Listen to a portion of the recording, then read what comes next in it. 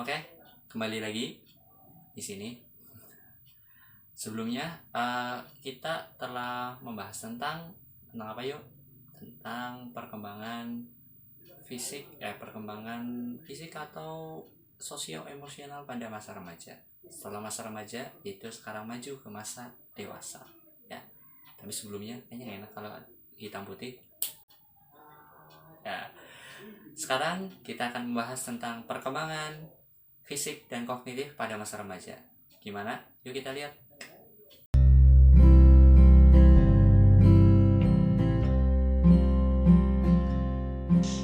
Perkembangan fisik dan kognitif pada masa remaja. Ya, sebelumnya nih kawan-kawan, masa dewasa itu dibagi di dalam 3 ya. Ada masa dewasa awal.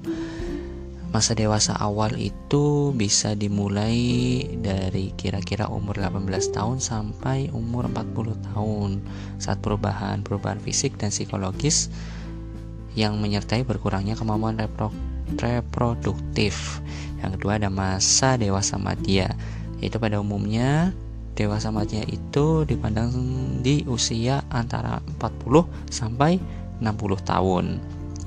Pada akhirnya masa ini ditandai oleh perubahan fisik dan juga mental. Kemudian ada masa dewasa akhir. Masa dewasa akhir ini merupakan masa lanjutan dari perkembangan di masa dewasa ini, yaitu umur 60 tahun ke atas.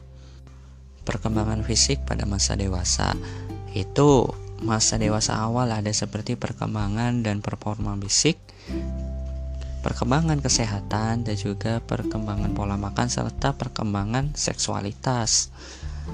Di masa dewasa madya itu ada nih yang namanya perkembangan berat badan bertambah, rontoknya rambut dan beruban, perubahan pada kulit, badannya menjadi gemuk, perubahan pada otot, masalah persendian, perubahan pada gigi, dan juga perubahan pada mata.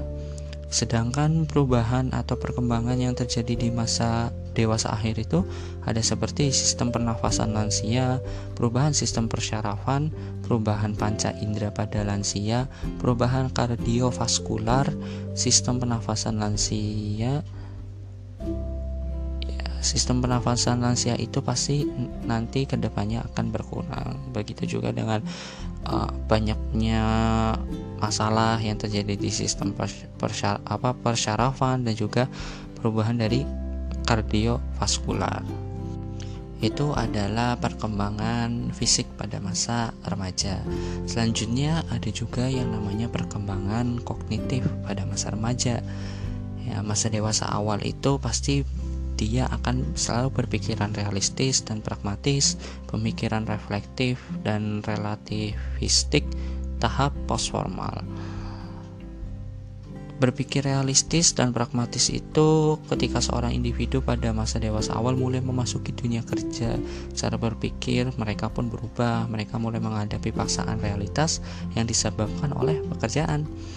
Lalu pemikiran reflektif dan juga relativistik, aspek penting perkembangan kognitif pada individu yang beranjak dewasa, menentukan pandangan khususnya mengenai dunia, mengenali bahwa pandangan dunia bersifat subjektif. Lalu ada tahap postformal. Pemikiran postformal melibatkan pemahaman bahwa jawaban yang benar terhadap sebuah persoalan menuntut pemikiran reflektif.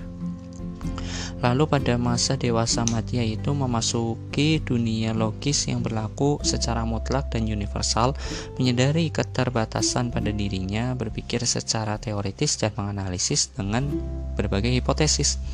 Sementara poin-poin perkembangan kognitif pada masa dewasa akhir yaitu meningkatnya crystallized intelligence, menurunnya fluid intelligence, dan juga menurunnya kecepatan memproses informasi.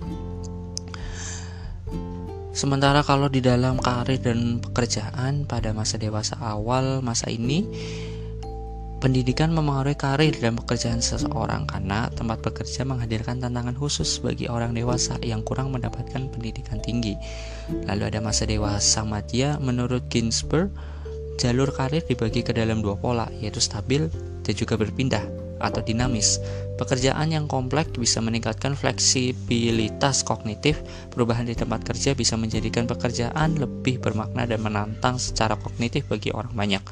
Pada masa dewasa akhir, searah dengan kemajuan teknologi, biasanya ya ini masih dalam pembahasan karir dan pekerjaan, biasanya orang-orang dewasa lanjut atau pada masa orang-orang dewasa akhir sesuai dengan kompetensi yang dimiliki cenderung bekerja dengan jenis pekerjaan yang belum mengarah ke orientasi kognitif seperti generasi sesudahnya. Hal ini mengakibatkan banyak tenaga dewasa lanjut yang harus tersingkir dari dunia kerja karena tidak mampu lagi bersaing dengan generasi yang berikutnya. Gimana pembahasannya? Semoga bermanfaat ya. Makasih sudah menyaksikan. Thanks, see ya.